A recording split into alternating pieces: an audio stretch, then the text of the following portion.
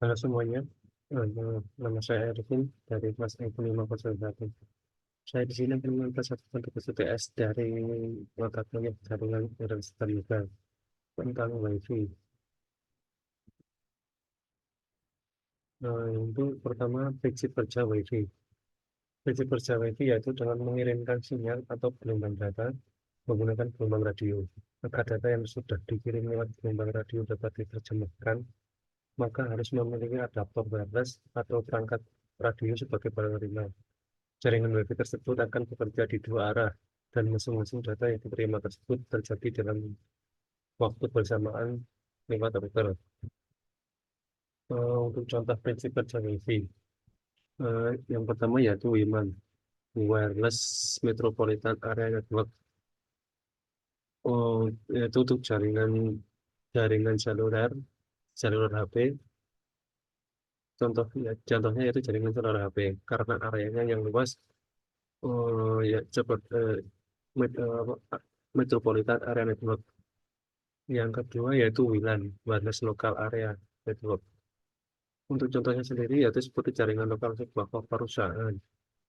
Dan untuk yang ketiga yaitu WPAN, Wireless Personal Area Network. Untuk contohnya sendiri yaitu seperti mouse wireless, keyboard wireless, seperti itu. Selanjutnya, proses komunikasi data dalam WiFi.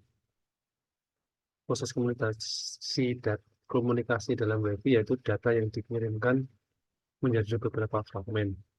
Dari fragmen tersebut baru diubah menjadi bentuk frame agar bisa dikirimkan. Data dari pengirim maupun penerima adalah dalam bentuk digital. Karena menggunakan media gelombang radio sebagai media untuk mengirimkan data, maka sinyal digital harus diubah menjadi gelombang radio agar dapat ditransmisikan. Parameter performansi jaringan wireless. Parameter performansi jaringan wireless yaitu software atau alat untuk mengukur kecepatan koneksi. Ada beberapa macam parameter performansi jaringan wireless, yaitu yang pertama, throughput adalah kecepatan transfer data efektif dalam satuan bps atau bit per second. Contohnya, jika kita menggunakan internet dengan kecepatan bandwidth adalah 10 Mbps, tetapi ketika kita mendownload suatu file mendapat kecepatan Mbps, maka throughput kita yaitu 6,8 Mbps, yang artinya lebih kecil dari bandwidth sebesar 10 Mbps. Yang kedua yaitu paket loss, adalah kegagalan transmisi paket untuk mencapai tujuannya yang mungkin disebabkan oleh overload traffic atau ada tabrakan dalam jaringan tersebut. Contohnya, pengecekan koneksi menggunakan command prompt. Di sini saya melakukan pengecekan dengan ping ke Google yaitu 8.8.8. Di sini kita bisa lihat untuk yang pertama yaitu RTO. Untuk yang kedua kita dapat reply. Ketiga kita dapat reply, keempat kita dapat reply.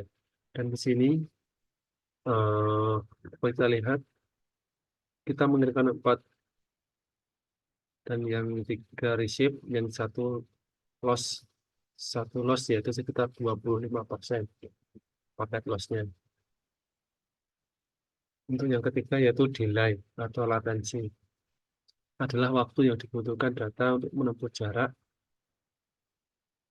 yang digunakan. Latensi sendiri dapat dipengaruhi oleh media fisik, jarak, atau waktu proses yang lama. Contohnya, untuk pengecekan koneksi biasanya kita menggunakan aplikasi speed test. Di aplikasi speed test pasti akan muncul pengecekan atau pengukuran untuk latensi sendiri. Semakin rendah latensi suatu koneksi, maka akan semakin bagus. Di sini saya pengecekan untuk latensi yaitu dapat 33,40. Itu sudah bagus. Karena jika kita karena latensi yang bagus itu di bawah 150. Untuk keempat, yaitu receive signal strength indicator.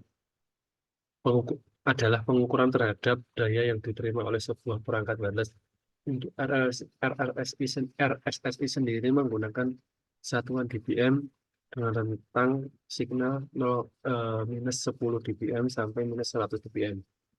Contohnya, yaitu ketika kita melakukan pemasangan perangkat radio, kita harus mengecek apakah sinyal antar radio itu bagus atau tidak. Karena untuk sinyal dBm sendiri, sinyal yang bagus itu di bawah 80 dBm. Agar koneksi bagus, kita harus dapat sinyal di bawah 80 dBm. Karena kalau sinyal di atas 80 dBm itu koneksi akan tidak stabil. Sehingga apabila kita mendapat di atas minus 80 dBm, maka kita harus routing ulang atau pengecekan ulang apakah radio kurang pas pada arahnya atau kurang tinggi pada towernya. Seperti itu. Terus selanjutnya yaitu pengembangan WiFi sebagai basis akses murah. Di sini saya menggunakan sistem jaringan RTRWNet. Kita bisa menggunakan kabel FO untuk jaringan antar rumah. Setelah itu kita bisa meminjamkan alat atau router pemancar WiFi kepada pengguna. Dan juga atau kita bisa dengan user membeli router tersebut dengan cara mencicil dengan biaya bulanan akses internet. Itu kita tambahkan dengan pencicilan harga router. Itu akan lebih murah daripada kita menggunakan perangkat radio untuk memancarkan sinyal internet antar rumah dengan server atau perangkat pusat. Karena biaya pemasang radio akan lebih mahal. Kita harus beli perangkat radio sendiri dan juga tower penyangga radio. Kita juga perlu setting perangkat radio di user agar tersambung dengan perangkat radio pusat. Itu juga terkendala sinyal antar radio jika kita mendirikan tower kurang tinggi. Dan juga untuk settingnya kita juga harus harus melihat